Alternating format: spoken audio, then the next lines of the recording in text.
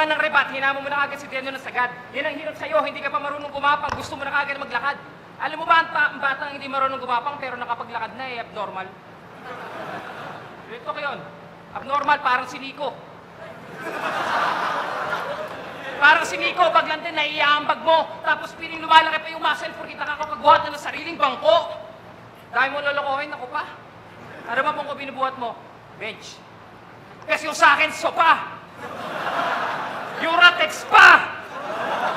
Tanganay kung pakita kita ng muscle. Ito yan. Bicep yan, bicep. Itong ilalim, tricep, ha? Kayong dalawa, babalaan ko! Unang round pa lang, kaya babagalan ko, sapat na patawan na bara ko, mababaw lang ang babanatan ko. Piccolo lang ang madinig mo, datapaan na to. Ikaw, Gillette lang ang katapat mo, madadala na to.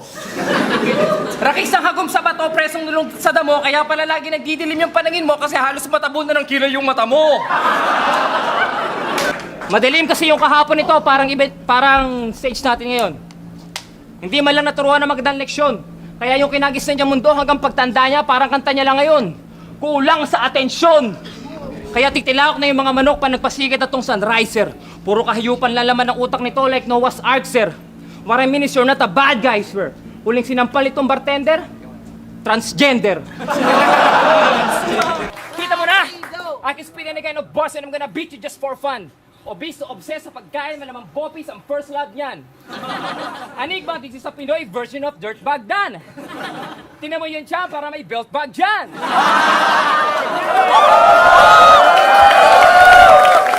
Yo! Sabi na nga ba, titirahin yung sungay ko. Ilan ba yung alam mo? Palibasa pag nakakita ka ng demonyo, naaalala mo yung ina mo. Alam mo kung bakit? Kasi nung binuo ka niya, yun ang pinakakademonyo ang ginawa niya. At tinalilait mo na naman yung katawan ko. Gago, ako hindi ako nagpapanggap parang si Sinyo. At itong katawan na to ang dahilan kung paano ako nakapasok sa Uratex. Alam mo trabaho ko doon? Taga-demo ako sa mall kung paano mag-sex. Ayaw niyo maniwala. Yung sopa ni Gito Miranda at higaan ni Wally, ako nagbenta nun. Kaya ikaw taba, yung kakampi mo lubog pa nga. Pati sa nga yung ulam kanina, nagdamot ka pa. Ikaw sobrang payat mo, pag kinain yung tingin niya, busog ka na. Tsaka ano sinasabi mong walang unggoy sa Davao? Nagpapatawa ka ba? O pili ka? O pili. At saka ikaw, anong malupit? Malupit? Baka mapuwit. Eto, sugpuin ng mga ipis yan ang aking slogan. Patawa minsan, kaya kong gayahin si Mark Logan. Yo, kung kalaban ko, talagang nakakaloko kasi ang liit ng katawan, ang laki ng ulo.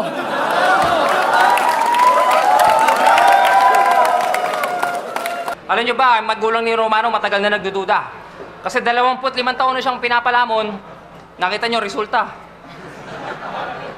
Sa lahat ng pala mo rin, ikaw lang pihigan. Pihigan sa pagkain. Isang bulati na lang hindi napirma dyan, pero yung bulati na yun, wala na, patay na rin. Tangina mo, ikaw lang ang rakistang tamad at duwag. Buti pa si Michael marunong magsikap, that's why Michael learns to rock. Kasi yung sistema ng banda mo bumagsak, yun ang system mo pa down. Kaya bigyan to ng mega death sentence si Kulong sa Crazy Town. Anigma, may tali ka? Sabi ko, may tali ka. Kasi bibigtiin ko na to. Pero pakakainin ko muna ng corn with red hot chili pepper. May dessert ka pang cranberries na may halong kamandag ng scorpion. Pag busog ka na, saka kita patatakbuhin. Magsisisigaw ka man hanggang mawalan ka ng boses. It'll be your green day kasi wala ka na masusumpungan kundi puro damuhan that fills with 121 guns and roses. Isang maling hakbang nakaabang na ang Rolling Stone na dadagan sa'yo kaya siguradong putol pati buntot mo. No doubt kitang sasakalin pero huwag kang mag-alala, bibigat ang air supply kaso utot ko. Galing pa yan Neba-Nebaland. Diyan sa Pasay, sa Mawa, Tumbobo, umiiyak pa ng todo. Sa wakas, nakita niya na raw yung globo. Pero wag ka, nung kumain sila na Enigma sa restaurant, grabe. Nag-post yan, sobrang sarap na ng pagkain, hashtag ayaw niya ng itae. Hindi, pero wag ka. Si Hasan, nag-English niya, sabi niya sa waiter, waiter, can you please give me this one, this one, this one, this one? Puro this one, wala pang this two. Tapos pagbaba ng aeroplano, pakaway-kaway pa. Naka-t-shirt pa yan, I love Cebu. Nax. Ang tanong kung love ka ng Cebu. Isa ka lang wannabe loony, tapos yung double time mo, halos linya ni Smaglas. Kita mo, you're acting like a fool, pero lahat ng sinasabi mo, hindi galing sa'yo. Dub smash.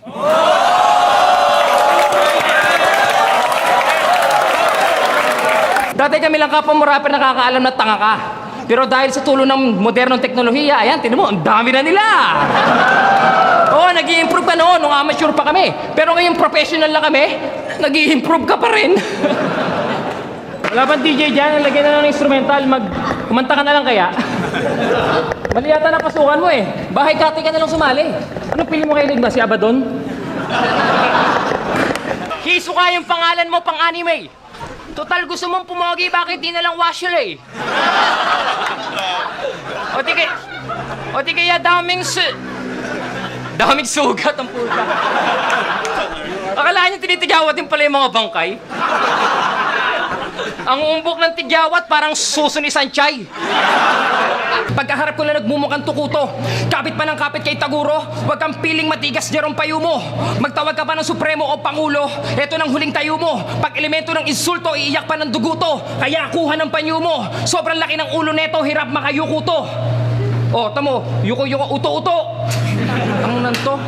Alam mo, nung nakita ko sarili ko na may sungkay, sabi ko sa sarili ko, ako nakarma lang. Pero nung nakita ko yung sungkay niya, sabi ko ako, kalma lang. Kahit anong klaseng brace ang gawin niyan, wala nang resolba. Nung huling nag-dental floss to, ang nakuha niya, tokwa, torta, inoba. Ha? Huwag ka kasing piling pogi, tinan mo, laki ng eye bag mo. Alam mo ang gamot yan? Pipino. Tusok mo sa mata mo.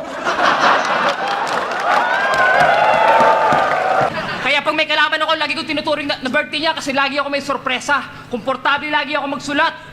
Komportable lagi ako magyabang sa sulat ko dahil pa nagbuhat ako ng sariling bangko, sinasama ko yung lamesa. Tapos, sabi niya nga pala, may laban daw siya ng ahon sa December. Kaso hindi sa Manila, ahon sa baha. But sa akin is a big no. Kasi paano kung ahon ko sa akin pa lang, di mo pa kaya sumabay sa flow. Ang halay mo mag-Tagalog, lahi ni Barok. Yung flow mo stagnant, binabahayan ng lamok. Tapos feeling killer, sir. Feeling murderer. Eh pag may sakit nga yan, para uminom ng gamot, kukwentuhan pa ng fairy tale, may yapos pa ng teddy bear para lang uminom ng cherry fair. Pero kanina, umaapit pa sa akin si Burat. Tangina, mas magaling pa nga yata si Kehir magsulat. Yung salitang try until you die, sa karir niya lang natupad. Bakit? Di ba batch 1 ka rin? Yung kabatch mo si Aklas, sikat na, pero yung pangalan mo pang batch 1 pa rin. Yung kabatch mo sa Balakid, sumikat na tumaba, walang yaka, yung pangalan mo pang batch 1 pa rin. Ay, iba na yan. Iba na yan. Pagka ganyan, palitan natin yung pangalan mo.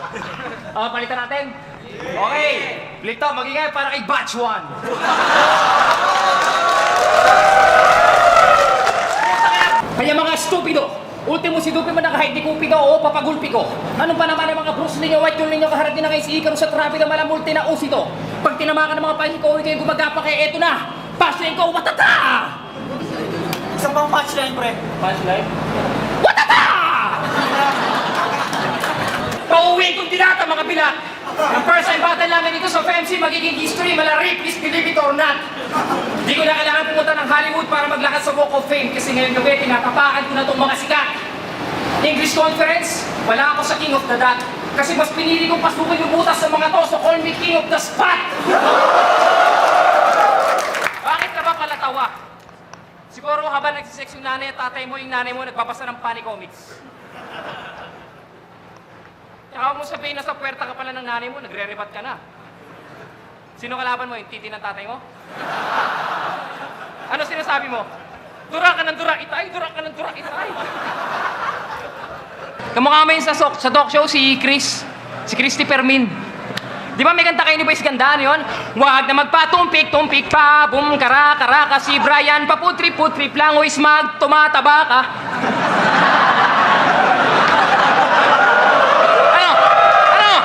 Bakit wala kang kibo? Namamaras yung piski mo, mukha ka ng tibo. Ha? Ang hirap, meron nga pala akong joke galing kay Sir Enigma. Pag nagpiluko ka raw, kamukha mo si Laila de Lima. May simbolo ng pagkaklas sa mga disipulo ni Batas. Teka muna. Epoch ang dikta. Yeah, I know. Kami nga pala yung mga kababayan ni Saito. Punta kayo ng Cavite para makita nyo kami magpa-hype, bro. Barano was your fucking weakness, dikta. Guess what? Ay, bro! Ay! Ghostwriter, pes ako yung ghost fighter na may sixth sense. Kita ko lahat ng anggulo, daig pa may third eye ni Vincent. Angels and Demons of Rap, oo ako yung equivalent. Kapangyarihan ko ay unlimited. Kombinasyon ng Black Dragon, Evil Spirit at Magnificent Black Magic ni Maleficent Shangerene. Pero, balita ako, dati raw siyang dancer. Dati raw siyang dancer. Sa magazine tinibita pa.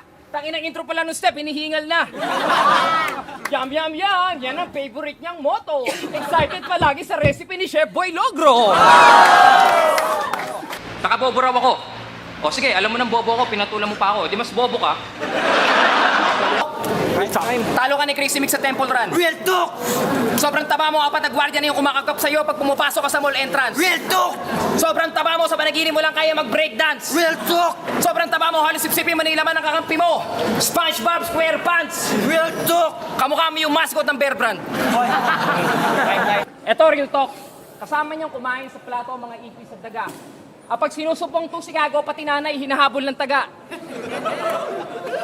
Totoo yun, pakinggan mo, sinabi to sa akin ng pinsan mo. Kala mo hindi ko alam? At pag boring ka sa bahay, kinakausap mo mga langgam? At ito pang masakit na gusto kong ipaalam. Yung suso ng syota nito, sinusuko at malinamnam. Real talk! Pero Romano, maawa ka naman sa sarili mo. Pag inahalikan ka ng girlfriend mo sa pisngi, mag-iipon ka pa ng hangin sa bibig para maabot niya yung pisngi mo. Tapos sa Tooro na nagbarko siya at hindi na raw bipres ang gamit niya, snowbeer na. So aminado, mabaho hininga. Ang galing, di ba? Nagre-rebut ka, tinitira mo sarili mo. Epekto ng droga, kakabato mo, walang natutuwa. Same words, pa nagre-rebut ka, pa nagbabato ka, walang natutuwa. Tapos lagi pa yung sinasabi, sobrang galing ko, sobrang bilis ko, sobrang lakas ko, sobra bars. Gusto mo patulisin natin yung ulo mo para masabing mind mo, sharpness? Kasi mawalang galang na, hindi na po ako bastos. Pero alam niyo ba itong si Acer?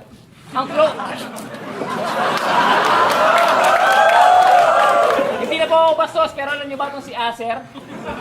Ang close friend niyan si G-Spot.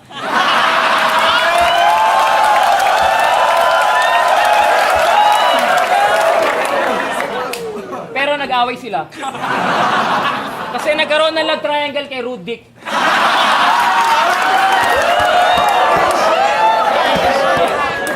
Sir G-Spot, Rudy. Ang babastos niya.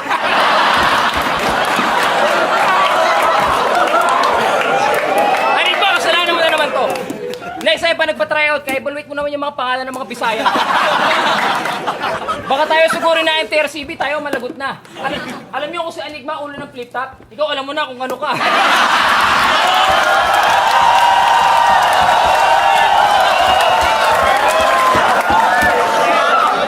Kasi nga wala nang gustong maging ikaw. Kung meron man ditong rapper na gustong maging ikaw, ikaw.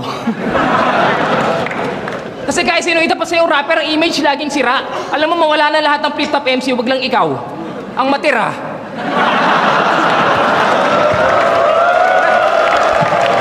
Aminin mo na kasi, wala ka ng improvement. Ha? Yung rap skills mo, pwede mag-mannequin challenge, walang movement. Ang ina mo, buhay ka pa? Guys, alam nyo ba ang bagong simbolo ng Illuminati? No. Ilong ni Andy. You wanna use some real talk? Ganito ang itsura ng swelas ng beach walk. Ganito ang resulta kapag gumamit kayo ng expired na pants detox. Siya ang nawawalang sultan sa tribo ng mga Ewoks. And do you know who discovered the active volcano in his face? P-Box. Hindi raw siya kumain ng mani para tigawatin, pero alam niyo na kain niya? Bulok na beanstalk. Boom, galis.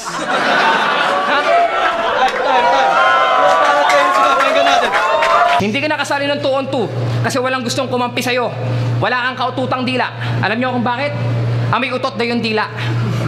Mabuburo ka lang sa liga kapag natuto ka pa ng wika pag tinalawa ka ng oily face sa toyo ng luto sa mantika. Pero tuwan-tuwa naman yung shota mo pag kinukurot niya yung piski mo. Sabi niya, ang cute-cute ng bebe. Pero pag nilalaro niya yung patotoy mo, ang sabi niya, ang lit-lit ng tete.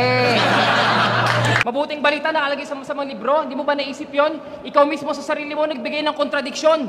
Ang pinapoint out ko rito, malalim ka lang magsalita pero walang katuturan at walang kahulugan. Pati yung banal na salita, ginagamit mo sa maling paraan. Ganun talaga lata, maingay, lalo't walang laman. Ikaw lang ang demonyong malansa. Kaya dapat hindi 666, 555.